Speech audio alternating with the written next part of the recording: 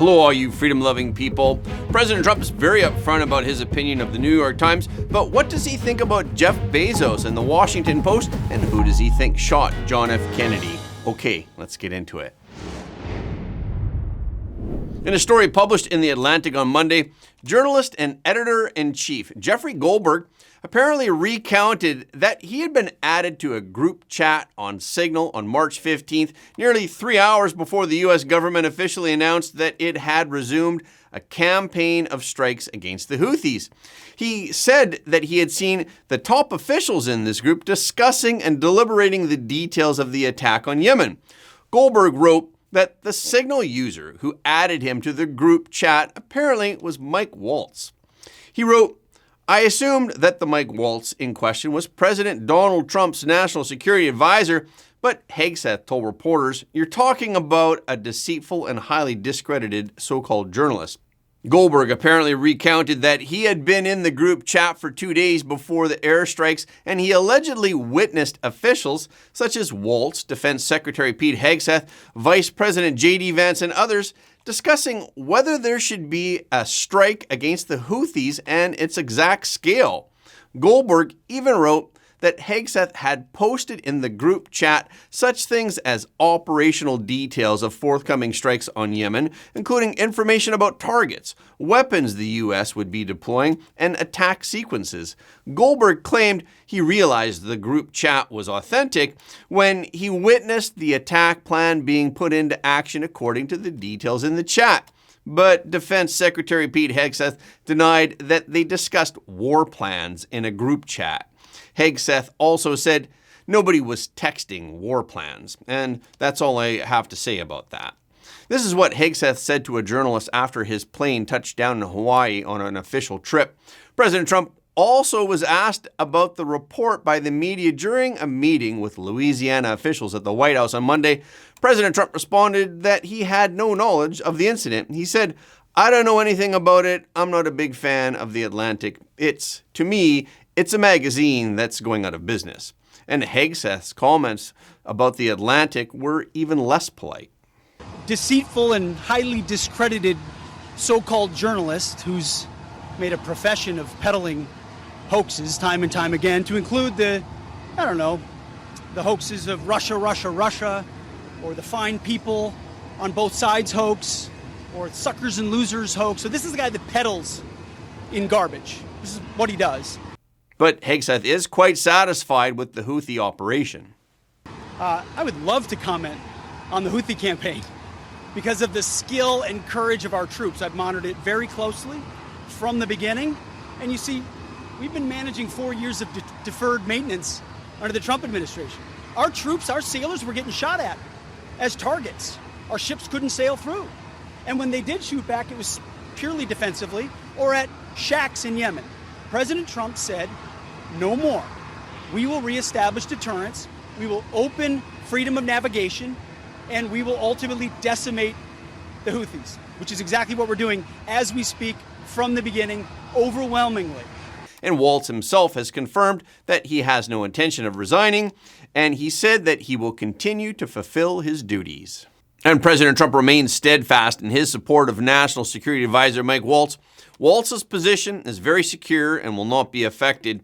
In response to questions about Waltz's status inside the White House, President Trump told NBC News in a phone interview on Tuesday that Mike Waltz has learned a lesson, and he's a good man. President Trump added that Goldberg's presence in the chat had no impact at all, and when asked how Goldberg was added to the chat, President Trump said it was one of Michael's people on the phone. A staffer had his number on there. President Trump asserted that he was confident in his staff and team. He said that Goldberg's addition to the chat was the only glitch in 2 months, and it turned out not to be a serious one. Today, there was also a Senate Intelligence Committee hearing on worldwide threats. CIA Director John Radcliffe and Director of National Intelligence Tulsi Gabbard were both among the intelligence community leaders present at the hearing. Regarding the Signal Group, they both said that no classified materials were shared on the chat channel, and they defended their handling of sensitive national security information. Radcliffe confirmed that he was on the Signal Group chat. He said that the messaging app was loaded onto his computer shortly after the Senate confirmed him for the intelligence agency leadership role. Radcliffe said that he did not divulge classified information in the Signal chat. He said, "My communications, to be clear, in the Signal message group were entirely permissible and lawful and did not include classified information." President Trump took to Truth Social on Sunday night to bash the New York Times. He named several key journalists in response to the paper's coverage of the Trump administration in recent days. The reporters that he named were Peter Baker, the chief White House correspondent for the New York Times, and his wife Susan Glasser, a reporter for the New York Times, and Maggie Haberman, another White House reporter for the New York Times. In his post, President Trump criticized the failed New York Times for insisting on using a really bad writer to write many of the long and boring fake news hit pieces against President Trump. But President Trump didn't mention the specifics of the New York Times report. Before President Trump's post, the New York Times published a series of articles that scrutinized Elon Musk and alleged potential conflicts of interest. The paper has also published numerous articles in recent weeks on President Trump's immigration agenda, trade policies, and his relationship with Elon Musk. President Trump wrote, "There's something really wrong with these people and their sick Trump deranged editors. They did everything within their power to help rig the election against me. How did that work out? Make America great again." Haberman reported a few days ago that the Defense Department briefed Elon Musk on the issue of so-called CCP war plans. This is a claim that both President Trump and Elon Musk and relevant government officials dismissed as fake news. The New York Times issued a statement on Monday morning in defense of the reporters. The New York Times wrote, "Presidents from both parties have found reason to be unhappy with honest, independent journalism." But there's a question mark over whether the New York Times reporting can be characterized as honest and independent. The media has shown signs of being bought and paid for by the CCP for years. In August of 2021, Tucker Carlson questioned the New York Times for accepting money from the CCP to hide the truth about the pandemic. Tucker claimed that in the summer of 2020, as the COVID epidemic was ravaging the United States, readers of the New York Times noticed something strange. Hundreds of articles that were published nearly a decade earlier had suddenly disappeared from the paper's database. They were rendered unsearchable and untraceable. This phenomenon was unprecedented. As readers and media watchdogs tracked down the deleted articles, the contents of the articles gradually emerged. Each was a propaganda piece funded by the CCP and masquerading as a news report. The question is, why does the New York Times publish propaganda for totalitarian regimes and disguise it as news? The answer is simple: for money. Financial documents show that the New York Times earned more than $100,000 a month for these alleged news ads. These payments were not disclosed to readers at the time, but were later revealed by the Washington Free Beacon when other media tried to track down details of the deals. The New York Times chose to block the information. A spokeswoman told reporters that the paper does not discuss revenue outside of quarterly earnings reports. And at the time, New York Times was not the only news organization that received funding from the CCP. Since 2016, the Chinese government has paid up to $20 million to media outlets such as the Los Angeles Times, the Chicago Tribune, and the Washington Post. Even Twitter had received payments totaling hundreds of thousands of dollars from the Chinese government. But in recent years, some media outlets have gradually returned to their normal traditional media styles of reporting without opinion or stance. In last year's election, we saw both the Los Angeles Times and the Washington Post announce that they would no longer be endorsing candidates, and of course, these are good changes. President Trump also praised Jeff Bezos for the changes he implemented at the Washington Post. President Trump told conservative commentator Clay Travis of Outkick during an interview aboard Air Force One over the weekend, "I think it's great. At length, I talked to him about it. He's a good guy. I didn't really know him in the first term. I mean, it's such a difference between now and the first time." But since they weren't dissatisfied with Bezos' neutrality, the Washington Post even published several articles attacking their owner. President Trump quoted Bezos as saying, "This is crazy. I lose a fortune running this thing and they're out of control. These people are crazy. They're crazy people. They're out of control." President Trump said Bezos is really trying to be more fair. When Bezos announced that he would not endorse any of the presidential candidates, several members of his editorial board resigned. Sources say that the Washington Post lost more than 200,000 online subscribers in 4 days, but Bezos says he doesn't regret the decision. It wasn't easy, but it was worth it. The release of the files on the assassination of John F. Kennedy last week was met with great excitement by many of those interested in the case. The answer to a mystery that has baffled the public for 60 years was finally about to be revealed. Everyone was excited and was looking forward to discovering the shocking information in the declassified documents. On the first day that the documents were declassified, we reported on some of their interesting content, and we promised to keep reporting on them. At that time, we thought that there would be more interesting information to be discovered later on, but no, not really. The enthusiasm from the declassified files lasted only one weekend. After that, it went quiet. But many are still anxiously awaiting the rest of the Epstein files.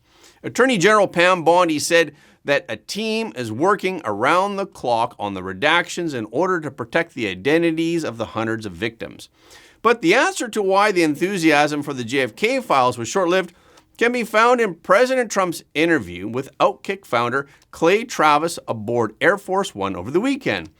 Actually, this is also the first time President Trump has weighed in on this topic. President Trump said that he has long believed that Lee Harvey Oswald killed Kennedy. He said, "I do, and I've always felt that, but of course, was he helped?" This is how President Trump answered when he was asked if he believed Oswald was responsible.